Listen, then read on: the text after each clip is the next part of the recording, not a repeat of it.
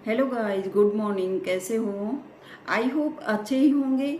आज मैं आपके सामने एक मोटिवेशनल स्टोरी लेकर के हाजिर हुई हूँ। आई होप आपको पसंद आएगी। तो चलिए शुरू करते हैं। एक बहुत ईमानदार व्यक्ति था। उसके जीवन में हर समय कुछ ना कुछ समस्या आ ही जाती थी। वह अपनी जिंदगी से बहुत परेशान रहता था कि सोचता था मैं इतना ईमानदार हूँ और स्वाभिमानी हूँ और ईश्वर पर इतना भरोसा रखता हूँ, फिर भी मेरी जिंदगी में कुछ न कुछ समस्याएं आ ही जाती हैं। वह सोचते सोचते वह ऑफिस पहुंच जाता है और ऑफिस में उसका अपने डायरेक्टर से झगड़ा हो जाता है और वह बहुत गुस्से में अपने घर आता है और रास्ते में सोचता है कि मैं अपने ईश्वर पर इतना भरोसा करता हूँ, मैं किसी के साथ गलत नहीं करता, फिर भी हमेशा मेरे साथ ही बुरा क्यों होता है। और वह बहुत गुस्से में होता है और शाम को अपने घर में पूजा पाठ में लग जाता है और ईश्वर से शिकायत करता है कि हे भगवान, मैं आप पर इतना विश्वास करता हूँ और आपकी इतनी पूजा पाठ करता हूँ, आज तो आपको दर्शन देना ही पड़ेगा। मैं आपके दर्शन का इंतजार कर रहा हूं। जब तक आप दर्शन नहीं दोगे मैं यहां से उठने वाला नहीं। तो उसे ईश्वर दर्शन देते हैं कि आज मेरा भक्त परेशान है।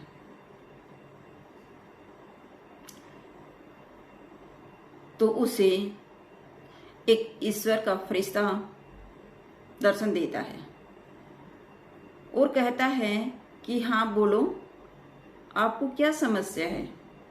तो वह ईश्वर से शिकायत करता है कि प्रभु, मैं कभी किसी का बुरा नहीं चाहता और हमेशा मेरा ही बुरा क्यों होता है।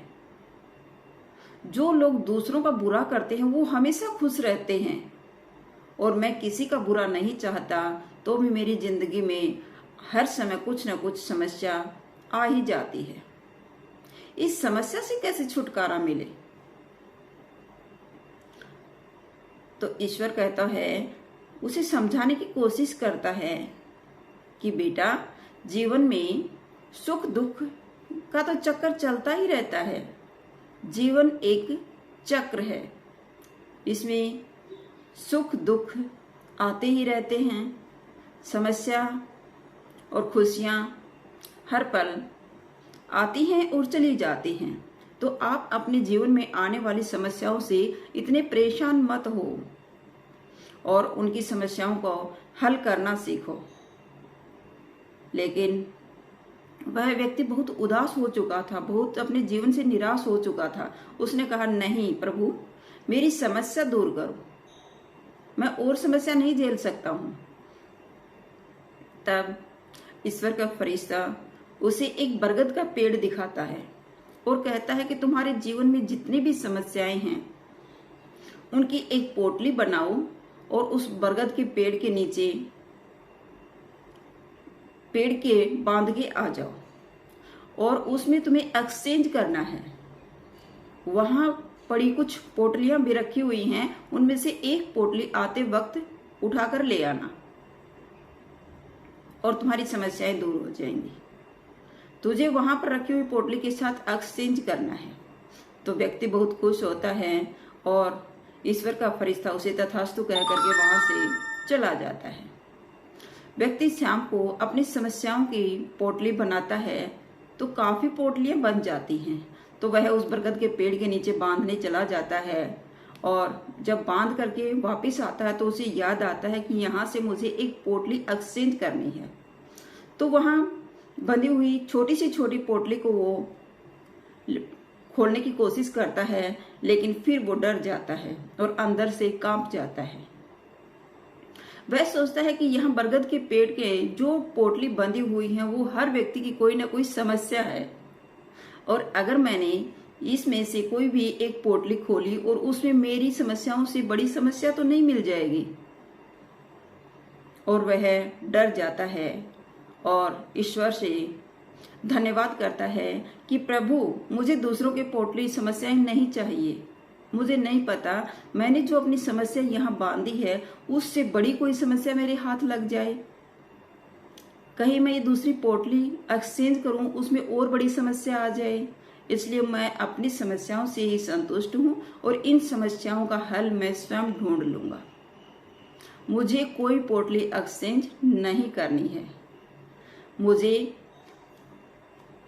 इससे शिक्षा मिल गई है कि अपनी समस्याओं का समाधान हमें स्वयं ही ढूंढ लेना चाहिए। जीवन में समस्याएं तो आती रहती हैं, सुख दुख तो आते ही रहते हैं, लेकिन उनसे हमें निपटना कैसे है ये सब हमें सीखना पड़ेगा। तो अब प्रभु मैं कोई भी पोटली एक्सचेंज नहीं करना चाहता। अपनी समस्याओं को लेकर मैं वापस जा रहा हूं और अपनी समस्याओं का हल भी मैं स्वयं ही ढूंढ लूंगा। ईश्वर उसे फिर दर्शन देते हैं और कहते हैं कि बेटा मैं यही समझाना चाहता था कि अपनी समस्याओं का हल तो स्वयं को ही ढूंढना पड़ेगा। जीवन में हर समस्या में आपको खुश रहना पड़ेगा। सुख दुख तो जीवन चक्र है, ये तो चलता ही रहता है जीवन में, तो इनसे घबराने की जरूरत नहीं है। आपको हर समय खुश रहना सीखना पड़ेगा।